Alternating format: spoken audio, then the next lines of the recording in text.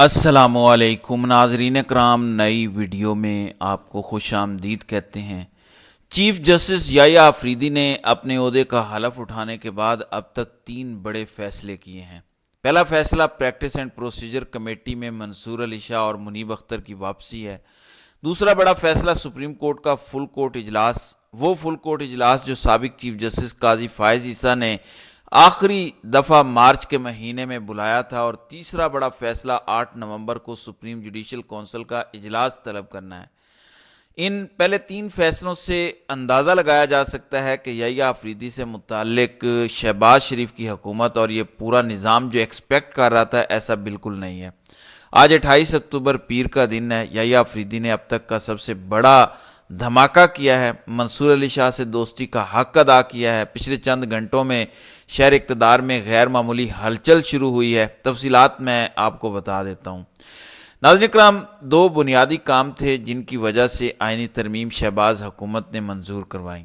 پہلا کام تھا اپنی مرضی کا چیف جسٹس، جس میں بظاہر ابھی تک شہباز حکومت ناکام ہوئی ہے، کیونکہ پچھلے 96 گھنٹوں میں جسٹس یحییٰ آفریدی نے جس قسم کے فیصلے دیے، جس قسم کے سرپرائزز اس نظام کو دیے، بظاہر یہ لگ رہا ہے کہ آئینی ترمیم کا جو پہلا مقصد تھا شہباز حکومت کا، اس مقصد میں حکومت ناکام ہوئی ہے۔ دوسرا مقصد تھا آئینی بینچ، وہ آئینی بینچ جس میں شہباز حکومت اپنی مرضی کے ججز لگانا چاہتی تھی۔ پہلا پلان تو یہ تھا کہ شہباز حکومت ایک آئینی عدالت بنانا چاہتی تھی۔ مولانا کی ریزسٹنس کے بعد سپریم کورٹ کے اندر ہی آئینی بینچ پر اتفاق کیا گیا۔ حکومت کی یہ کوشش تھی کہ اس آئینی بینچ کے اندر کوئی ایسا جج سربراہ ہو جو حکومت کے متحد ہو، حکومت کے کہے سنے میں ہو، جس میں جسٹس امین الدین خان، جمال خان مندوخیل، نعیم اختر افغان وغیرہ ہیں۔ یہ وہ تمام ججز ہیں جو قاضی صاحب کے سب سے قریبی سپریم کورٹ میں ججز سمجھے جاتے تھے۔ لیکن انٹرسٹنگلی پچھلے چند گھنٹوں میں یحییٰ آفریدی نے حکومت کو اب تک کا سب سے بڑا سرپرائز دیا ہے، یعنی وہ پلان جو حکومت پہلے دن سے بنا رہی تھی اس آئینی ترمیم کے حوالے سے، وہ دونوں پلانز ناکام ہوئے ہیں۔ آئینی بینچ کے سربراہ منصور علی شاہ ہوں گے، یہ اب تک کی سب سے بڑی ڈیولپمنٹ ہے۔ 2 خبریں ہیں اس حوالے سے، دونوں پر بات کرتے ہیں۔ پہلی بات تو یہ ہے کہ منصور علی شاہ جو اس وقت ملک میں نہیں ہیں، عمرے کی ادائیگی کے لیے سعودیہ گئے ہیں۔ پچھلے 96 گھنٹوں میں بے شمار خبریں چل رہی ہیں۔ پہلی اطلاع تو یہ ہے کہ یحییٰ آفریدی نے کل یعنی اتوار کے دن سپریم کورٹ کے فل کورٹ اجلاس سے پہلے منصور علی شاہ سے رابطہ کیا اور بتایا کہ آج سپریم کورٹ کا فل کورٹ اجلاس ہونے جا رہا ہے، وہ ویڈیو لنک کے ذریعے اس میں شرکت کریں، کیونکہ یہ اجلاس اس حوالے سے بڑا امپورٹنٹ ہے۔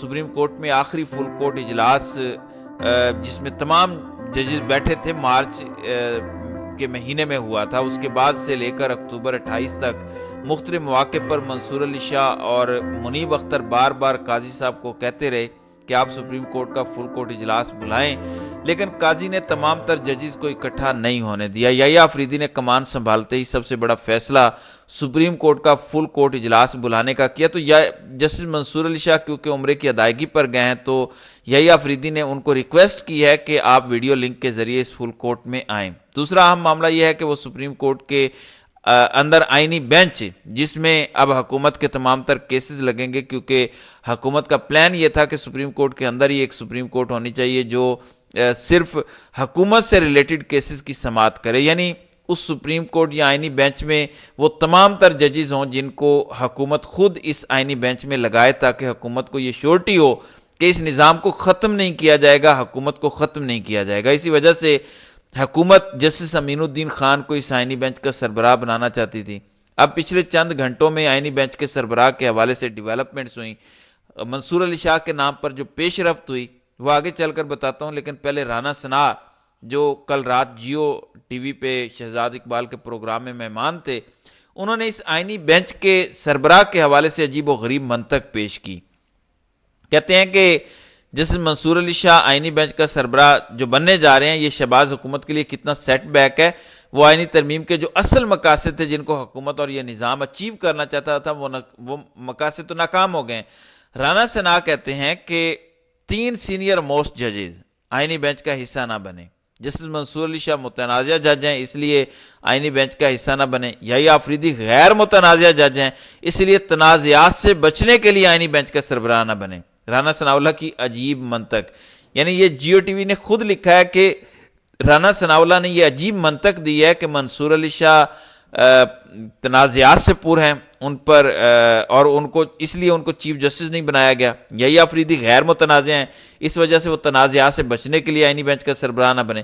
اب آپ خود اندازہ کریں کہ حکومت یحییٰ آفریدی کو انہوں نے چیف جسٹس تو بنا دیا لیکن آئینی بینچ کا سربراہ نہیں بنانا چاہتی. پہلا تو پلان حکومت کا یہ تھا کہ جسٹس امین الدین خان آئینی بینچ کا سربراہ بنے، اگر وہ نہیں بنتے تو یحییٰ آفریدی سربراہ بن جائیں. لیکن یحییٰ آفریدی کے پہلے 96 گھنٹوں کے اندر کیے جانے والے اقدامات اور فیصلوں سے حکومت مجبور ہوئی کہ حکومت اب بیک سٹیپ پہ چلی گئی اور اب کوشش کی جا رہی ہے کہ امین الدین خان یا جمال خان مندوخیل کو آئینی بینچ کا سربراہ بنایا جائے. لیکن فیصلہ تو ظاہر ہے اب سپریم کورٹ کے چیف جسٹس نے کرنا ہے. آپ کو یاد ہوگا میں پچھلے 2 دنوں سے مسلسل اپنے ویلاگ میں یہ گزارش کر رہا ہوں کہ حکومت سے بڑی غلطی ہوئی ہے. نون لیگ ایک دفعہ پھر اہم تعیناتی کرنے میں بہت بڑا بلنڈر کر بیٹھی ہے، کیونکہ جو ایکسپیکٹ کیا جا رہا تھا شاید یحییٰ آفریدی سے ویسا بالکل نہیں ہو رہا. یحییٰ آفریدی نے اپنے پچھلے 96 گھنٹوں میں سب کچھ کلیئر کر دیا کہ حکومت کا جو پلان تھا انہی ترمیم کرنے کا وہ پورا پلان ناکام ہوا. ایک امپورٹنٹ بات یہ ہے کہ اب تیسرے نمبر کے جج جسٹس منیب اختر کو تو کسی بھی صورت حکومت آئینی بینچ کا سربراہ نہیں بنائے گی، کیونکہ منیب اختر سے تو سب سے زیادہ یہ پورا نظام خوف زدہ ہے. اسی وجہ سے امین الدین خان کا نام فلوٹ کر رہا ہے.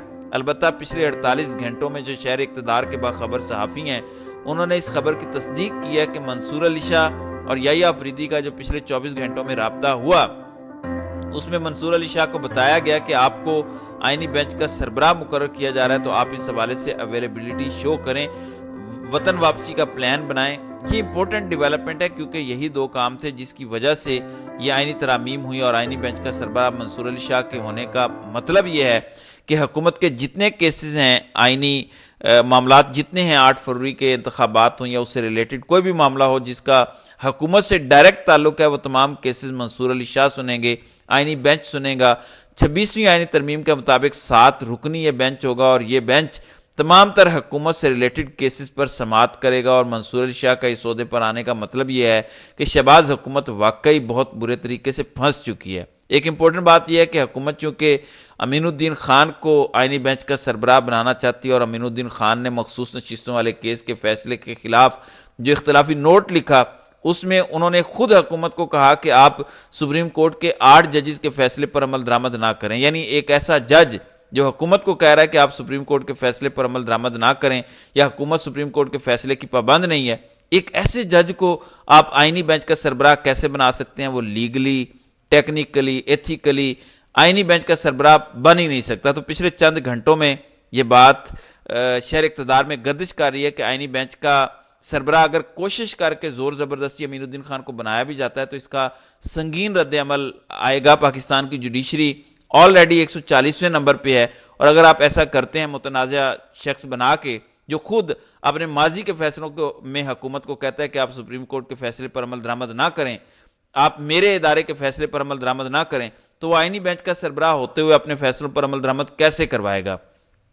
لہذا یحییٰ آفریدی جو کہ بظاہر لگ رہا ہے اپنے پہلے 96 گھنٹوں میں ان کے کہ وہ سپریم کورٹ کو تنازعات سے پاک کرنا چاہتے ہیں، ججز کے درمیان اختلافات ختم کرنا چاہتے ہیں، تو یحییٰ آفریدی نے شاید ان تمام چیزوں کو مد نظر رکھتے ہوئے یہ فیصلہ کیا کہ وہ جسٹس منصور علی شاہ کو آئینی بینچ کا سربراہ بنائیں گے. نعیم بخاری جو پاکستان تحریک انصاف کے وکیل ہیں، سینئر لائر ہیں، خان کے قریبی ہیں، انہوں نے کل رات کو باقاعدہ یہ ٹویٹ کیا کہ جو نیا آئینی بینچ ہوگا اس کے سربراہ منصور علی شاہ کے آ رہے ہیں. آپ کو یاد ہوگا میں نے اپنے پہلے ویلاگ میں جب یحییٰ آفریدی ابھی حلف انہوں نے نہیں اٹھایا تھا تو بتایا تھا کہ یحییٰ آفریدی منصور علی شاہ کے بڑے پرانے دوست ہیں، تو کوئی یہ مت سمجھے کہ وہ ان کو اگنور کر کے یا انہیں کارنر کر کے سائیڈ لائن کر کے کوئی فیصلے لیں گے.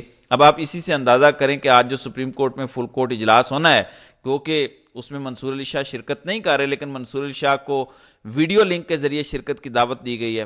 پھر جو سپریم جوڈیشل کونسل کا 8 نومبر کو اجلاس ہونا ہے وہ انتہائی امپورٹنٹ ہے، کیونکہ کہا جاتا ہے کہ جو اسلام آباد کے 6 ججز نے 25 مارچ کو خط لکھا، اس کے بعد ان ججز کے خلاف درخواستیں، شکایتیں سپریم جوڈیشل کونسل میں دائر کی گئیں، ان کا معاملہ بھی سپریم جوڈیشل کونسل میں ٹیک اپ ہو سکتا ہے. تو اگر وہ ٹیک اپ ہوگا اسلام آباد ہائی کورٹ کے ججز کے خلاف شکایتوں کا معاملہ، اس کا مطلب وہ جو پورا ایک پلندہ سپریم کورٹ کو اسلام آباد ہائی کورٹ کے 6 ججز نے خط کی صورت میں دیا، وہ دوبارہ منظر عام پر آئے گا کہ کس طرح سے ججز کو دباؤ میں لایا جاتا رہا، کس طرح سے اپنی مرضی کے فیصلے کروائے جاتے رہے، جو کچھ اسلام آباد ہائی کورٹ کے 6 ججز نے اپنے خط میں لکھا۔ پھر یحییٰ آفریدی کو اس پر بھی کوئی ایکشن لینا پڑے گا، تو وہ پورا پلان جو یحییٰ آفریدی کو سپریم کورٹ کا چیف جسٹس نامزد کر کے بنانے کا تھا شہباز حکومت کا، وہ پورا پلان ابھی تک ناکام ہو رہا ہے۔ ظاہر ہے آئندہ آنے والے 1 ہفتہ یا 2 ہفتے مزید کلیئرٹی لائیں گے کہ یحییٰ آفریدی کس سائڈ پر کھڑے ہیں، لیکن ابھی تک جو ان کے فیصلے ہیں، جو ان کے ایکٹ ہیں، جو انہوں نے گفتگو سپریم کورٹ کی راہداریوں میں یا رپورٹرز کے ساتھ رابطے میں کی ہے، اس کے مطابق یحییٰ آفریدی ایک بہت بڑا سرپرائز ہوں گے شہباز حکومت کے لیے اور اس نظام کے لیے۔ میں نے کل بھی گزارش کی تھی کہ مجھے اب لگتا ہے کہ واقعی یحییٰ آفریدی کو چیف جسٹس بنانے کا کوئی پلان نہیں تھا۔